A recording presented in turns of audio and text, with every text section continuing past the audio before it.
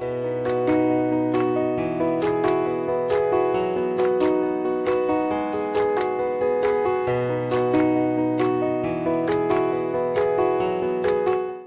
there, Andrea Rosario here. I hope this finds you doing well today. I actually wasn't planning on talking to you about the topic that I am bringing to you today, but that's okay because it's at the tip of my tongue, the forefront of my mind, and it's in my heart to share, so we're going there. I think it has been inspired in me to talk to you about this because I just got through creating next month's recipes and meal plans based off this topic for my Nourished Rhythms community. And it always gets me really jazzed to think about this topic. And I just felt like I should definitely bring it to you today. So the topic is the importance of eating rhythmically and specifically around your menstrual cycle. If you're not menstruating any longer, don't worry. Don't think that this is actually not applicable information to you because it absolutely is. There is value in rotating the way that you eat throughout the month to get different health benefits. So hang in there, and I will tell you that you can actually time the way that you're eating with the lunar cycle, the moon cycle, just as easily as a person could tie it to their menstrual cycle, and you can get tons of benefits. So I'll talk to you about both today, the benefits you'll get from each of the different ways you can eat throughout this cycle, as well as the benefits if you are indeed menstruating, as far as like how eating this way will serve what your body is trying to do in that very moment in your menstrual cycle. Okay. So I'm going to go through each of the phases. I'll tell you what it correlates with as far as like what part of the moon cycle, in case you are a person who is not menstruating. And I will also tell you why it's important for those who are menstruating to eat a certain way during that phase. And I will talk about the body benefits for everybody, whether you're menstruating or not, to eating that way. And then I will tell you how you can get inspiration on what types of foods to eat during that cycle. Okay, so all 4 phases of your menstrual cycle or the moon cycle are going to be discussed with each of those things today. So buckle up, here we go. We're going to start with day 1. So day 1 in the medical community and in the woman world of your menstrual cycle is when you actually start your bleeding. So this is the start of actual menstruation. And it actually correlates, if you're not someone who is actively menstruating, it correlates with the new moon. And it also, because you all know that I love my seasonal rhythms, the monthly cycle of your menstruation also correlates with the yearly cycle of nature's seasons. So bear with me because there's a reason I'm telling you this. It's like so exciting for me. Sorry, I geek out on it, I know. But the menstruating part of your menstrual cycle is tied with the new moon, and it's tied with the months of winter. And I'm about to tell you why. During your menstrual cycle, when you're actually bleeding, your body is the lowest temperature that you are throughout the whole month. And because of that, your body has to work pretty hard at raising your body temperature. So you kind of need a little bit more calories, and you also need more protein and fat. So the winter months, the same story is true. Your body has to have more calories and it wants more higher protein, higher fat, denser type of foods that are also warming to help your body out. Now, I don't know if you pay attention to what your body does during the various seasons of the year.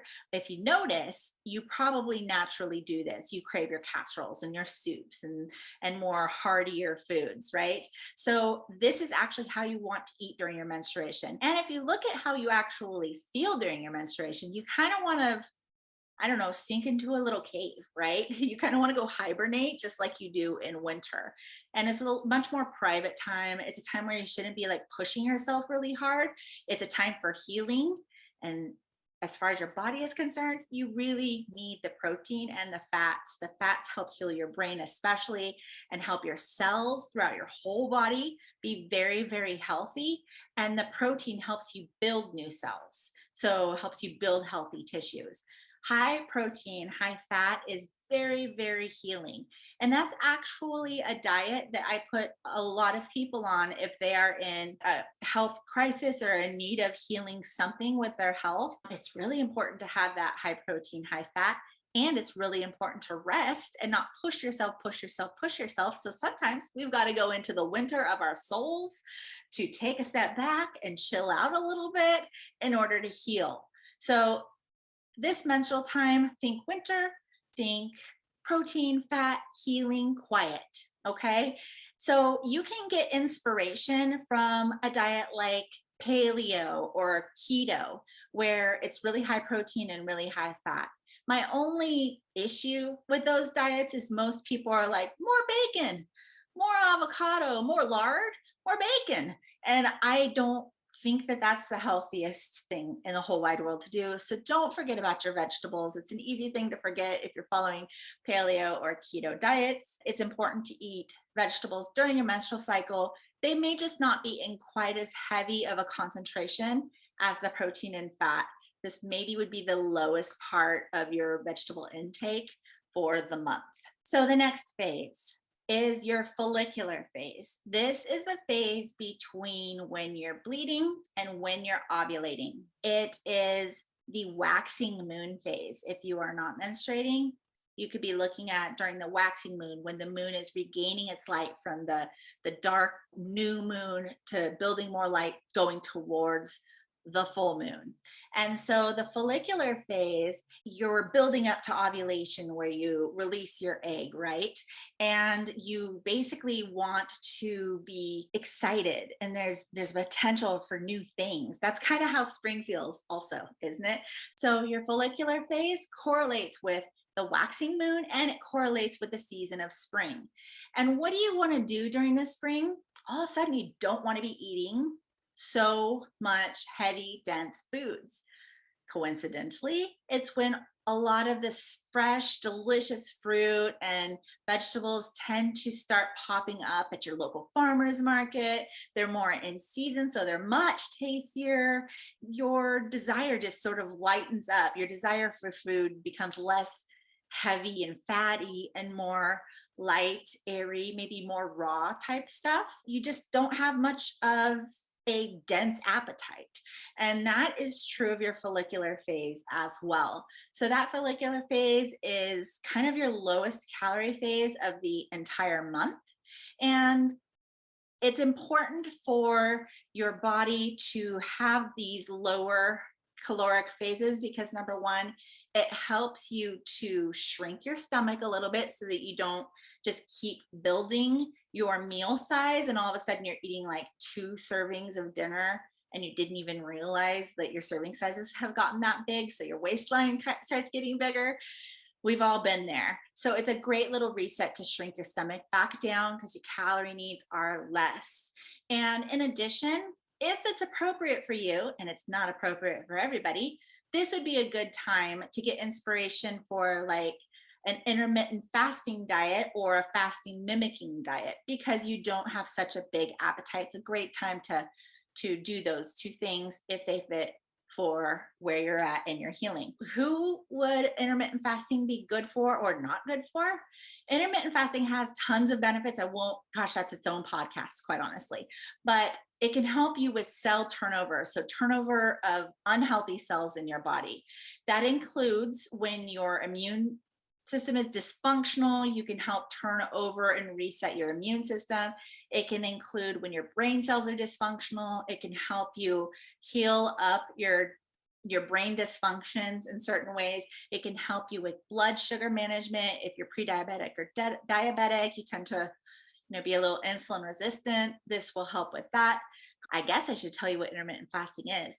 Most of the time people will eat like dinner and then they won't eat again till lunch because they can get like a 12 to 18 hour fasting window there for your body to be able to do these things within your cells. That fasting phase where it's like 12 to 18 hours. Some people even go longer, but I wouldn't recommend that without some serious doctor supervision. Okay. So people who do not want to do intermittent fasting would be people whose blood sugar dips too low between meals. So this might be someone who went too long without eating, so they get hangry, they get sweaty, shaky, nauseous. You can even pass out sometimes. It's relatively common, especially amongst tinier people, for them to become hypoglycemic.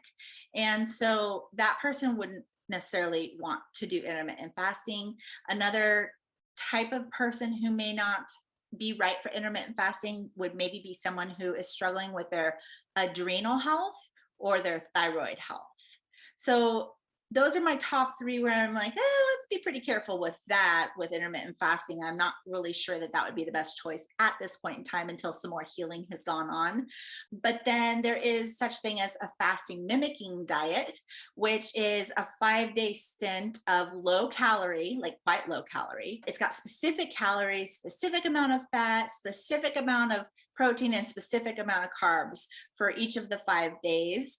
And it can trick your body into thinking you're not eating even though you are. So you can get some of the benefits of fasting, but you're still consuming the nutrients that you need. So it's really a decent option for someone maybe who is in need of continued support with food, but needs the health benefits of fasting. So a person who may want to do a fasting mimicking diet is maybe someone who has a lot of health issues in their family or has a lot of health issues themselves, someone who is healing, someone who is not at their preferred body weight.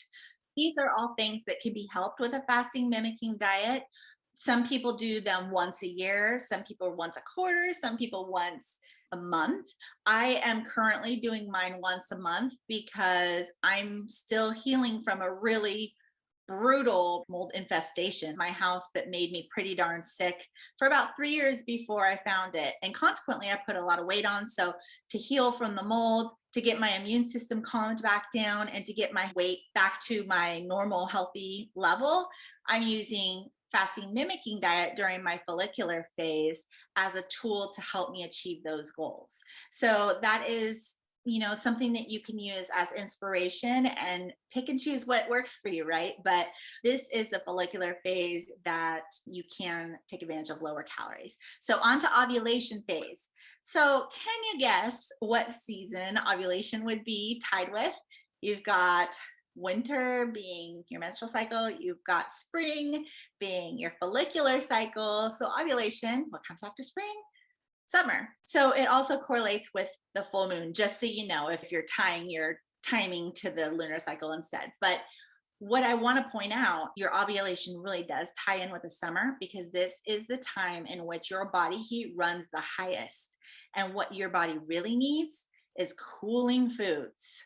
Luckily, in the summertime, you have an abundance of fresh, nutrient dense fruit and vegetables, right? And so this is the time you really want to go heavy on the produce. So you have reasons within your menstrual cycle, like needs that are going to be met by the increased produce consumption, which would be, it helps you process through some of your excess estrogens. It helps you to get your sex hormones where you want them to be, so that you don't have some god awful PMS and really gnarly symptoms come time to getting close to your menstrual cycle once again. So this is really important for you to eat heavy vegetables during this time. Ovulation is also the time where sperm meets egg, and you really want to have a good amount of nutrients, specifically B vitamins, because there's a lot of developmental things that happen in that first month before you even know that you're pregnant, such as like the formation of your neural tube, so your brain and spinal cord. And you need proper B vitamins, which come in great forms in your green vegetables, especially, in order to make sure that that happens. So it's really important to clear the estrogen. It's important if fertility is a issue for you, meaning you want to have a healthy baby or you may have babies in the future. It's important to eat those very healthy amounts of produce during this time. So those high quantities of vegetables are really important because it gives you the antioxidants that will help your body remain very healthy and all your systems functioning. It helps you with anti-aging. It also, the heavy produce helps feed the good bacteria in your gut. We want those good bacteria because they have 5 million quadrillion health benefits. Those health benefits include creating some of your neurotransmitters so that you have a good mood. You've got good serotonin and dopamine levels and that kind of thing. So it's mood helping for you to have that increase in produce. And then also the B vitamins that come from the green leafy vegetables that you're surely to be consuming in higher amounts there. Those B vitamins help you methylate. Methylation is a process that happens in all the cells of your body. I mean, it's its own podcast. As a matter of fact, I've done a podcast on it. One of the things that it helps you do is detoxify, and that is extremely important to have in your monthly routine to make sure that your detoxification is on point. That has many ramifications if that goes awry. So all of those are basically what you will be looking for in your ovulation phase. And you can get inspiration from vegetarian and vegan diets to try to incorporate, they're very clever, try to incorporate ways to make vegetables tasty and make them a huge part of your meals. And then finally, we're at the luteal phase. So the luteal phase is the last part of your phase before your menstruation. It correlates with the waning moon and it correlates with fall. So you're going from the full moon down towards the new moon again. So light is being released, right? In the fall, you are releasing things that no longer serve you, just like the trees release their leaves. One other thing that happens in the fall is all the little squirrels and all the bears and all the animals are getting ready for hibernation. So they stock up on nutrients, right? Things that'll get them through. And this actually correlates really well with the luteal cycle and what we want to be doing. This is a time for increased calorie intake. You want increased calories and you want them to come from complex carbs. So we may look at grains if you're a grain eater, quinoa or buckwheat if you eat the pseudo grains, or if you don't eat grains at all, you'd be looking at things like sweet potatoes or zucchinis, various squashes, right? Those are great complex carbs for you to stock up on and eat at most or all meals during your luteal phase. So if you stabilize your blood sugar really well during your luteal phase, which is what the complex carbs help you with, you will have a more peaceful premenstrual and menstrual cycle. Your blood sugar tends to want to jump around more in that luteal phase. So we are helping stabilize it so that the rest of your cycle, where everyone tends to get a little problematic, can run smoother for yourself. And if you're not menstruating and you're going off of the waning moon, which is perfectly fine, stabilizing your blood sugar is happy and great for everyone. So it's a no-lose situation. So that's what you can do during the luteal phase. So again, if you follow all of these different phases, you're getting high protein, high fat section that's great for healing your brain, for building new cells, for getting all of your cells healthy within your body. Then you're getting the low caloric phase where you can shrink your stomach, get your appetite under control, perhaps do some sort of version of fasting to help some cell turnover to get healthier cells. Then you've got the ovulation phase or the full moon phase where you're eating tons of vegetables, you're processing your hormones, you are methylating and getting good nutrients so that you can make new cells, make neurotransmitters, detoxify, all that good stuff. And then you're finishing up by stabilizing your blood sugar. Again, whether you're doing this for your menstrual cycle or you're doing this for your health in general, you are knocking off all the benefits of all these different types of diet and you're not depriving yourself forevermore with one stagnant diet all the way through your month after month after month. And so you don't have as many cravings. You don't feel so deprived. There's just certain ways you eat during each month. Your body knows to expect it. It serves your body well. It's rhythmic, it's beautiful, and I hope you enjoy it. It can be a life changer, quite honestly, and I'm really super excited to share it with you today. If you do want more support in how to eat this way, how to create your life around these rhythms, whether it's the seasonal ones, the cyclical eating with your menstrual cycle or the moon, or any of the other rhythms that I'm so passionate about, I teach these things, and we have a beautiful little community within my Nurse Rhythms community. And it is only open 1 or 2 times per year in general to welcome new people in, because I like to make sure everyone's cozy and at home and familiar and successful. So I really nourish the new members during that time. So we don't keep it open year round. But I will definitely put the link for my wait list in the show notes or below, so that you can get on the wait list or be alerted when I open it up again. Like I said, every month I'm giving them new recipes and ideas on how to incorporate this cyclical type of eating. We all just really enjoy it in there. So I would like you to hop on that wait list so you get notified next time it's open.